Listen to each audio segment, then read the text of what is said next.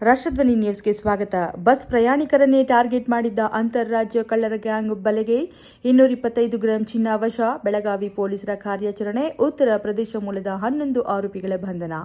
ಬೆಳಗಾವಿ ಜಿಲ್ಲೆಯ ವಿವಿಧ ಬಸ್ ಮಾರ್ಗಗಳಲ್ಲಿ ಪ್ರಯಾಣಿಕರ ಚಿನ್ನಾಭರಣಗಳು ಕಳವು ಮಾಡುತ್ತಿದ್ದ ಅಂತಾರಾಜ್ಯ ಕಳ್ಳರ ಗ್ಯಾಂಗ್ ಅನ್ನು ಬೆಳಗಾವಿ ಪೊಲೀಸರು ಬಂಧಿಸುವಲ್ಲಿ ಯಶಸ್ವಿಯಾಗಿದ್ದಾರೆ. ಕಾರ್ಯಾಚರಣೆಯಲ್ಲಿ ಒಟ್ಟು 11 ಆರೋಪಿಗಳನ್ನು ಬಂಧಿಸಲಾಗಿದ್ದು, ಅವರಿಂದ 25 ಗ್ರಾಂ ಚಿನ್ನಾಭರಣವನ್ನು ವಶಪಡಿಸಿಕೊಳ್ಳಲಾಗಿದೆ. ಈ ಕುರಿತು ಜಿಲ್ಲಾ ಪೊಲೀಸ್ ವರಿಷ್ಠಾಧಿಕಾರಿ ಕೆ. ರಾಮರಾಜನ್ ಸೋಮವಾರ ಸುದ್ದಿಗೋಷ್ಠಿಯಲ್ಲಿ ಮಾಹಿತಿ ನೀಡಿದರು. ಕಳೆದ ಮೇ 11ರಂದು ಕಾಗಡವಾಡದಿಂದ ಶಿರಗುಪ್ಪಿಗೆ ಬಸ್ನಲ್ಲಿ ಪ್ರಯಾಣಿಸುತ್ತಿದ್ದ ವೈಶಾಲಿ ದೊಡ್ಡಮನೆ ಅವರ 50 ಗ್ರಾಂ ತೂಕದ ಬಂಗಾರದ ಆಭರಣ ಕಳುವಾಗಿತ್ತು. ಈ ಸಂಬಂಧ ಕಾಗವಾಡ ಪೊಲೀಸ್ ಠಾಣೆಯಲ್ಲಿ ಪ್ರಕರಣ ದಾಖಲಾಗಿದ್ದು, ತನಿಖೆ ಕೈಗೊಳ್ಳಲಾಗಿದೆ.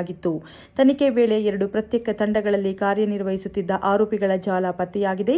6 ಸದಸ್ಯರ ಒಂದು ತಂಡ ಹಾಗೂ 5 ಸದಸ್ಯರ ಮತ್ತೊಂದು ತಂಡ ಸೇರಿದಂತೆ ಒಟ್ಟು 11 ಮಂದಿಯನ್ನ ಬಂಧಿಸಲಾಗಿದೆ. ಬಂಧಿತರೆಲ್ಲರೂ ಉತ್ತರ ಪ್ರದೇಶ ಮೂಲದವರಾಗಿದ್ದಾರೆ ಎಂದು ಎಸ್ಪಿ ತಿಳಿಸಿದರು. ಆರೋಪಿಗಳ ವಿರುದ್ಧ ಅಥಣಿ, ಚಿಕ್ಕೋಡಿ ಹಾಗೂ ಕಾಗವಾಡ ಪೊಲೀಸ್ ಠಾಣಾ ವ್ಯಾಪ್ತಿಗಳಲ್ಲಿಯೂ ಕಳ್ಳತನ ಪ್ರಕರಣಗಳು ದಾಖಲಾಗಿವೆ. ಪ್ರಯಾಣಿಕರ ನಡುವೆ ಬೆರೆತು ಉತ್ತಮ ಹುಡುಕು ಧರಿಸಿ ಚಿನ್ನಾಭರಣಗಳನ್ನು ಧರಿಸುವವರನ್ನೇ ಗುರಿಯಾಗಿಸಿಕೊಂಡು ಕಳ್ಳತನ ನಡೆಸುತ್ತಿದ್ದ ಮಾಹಿತಿ ತನಿಖೆಯಲ್ಲಿ ಬಹಿರಂಗವಾಗಿದೆ. ಕ್ಷಣ ಕ್ಷಣ ಮಾಹಿತಿಗಾಗಿ ವೀಕ್ಷಿಸಿ ರಾಷ್ಟ್ರಧ್ವನಿ ನ್ಯೂಸ್ ಕನ್ನಡ.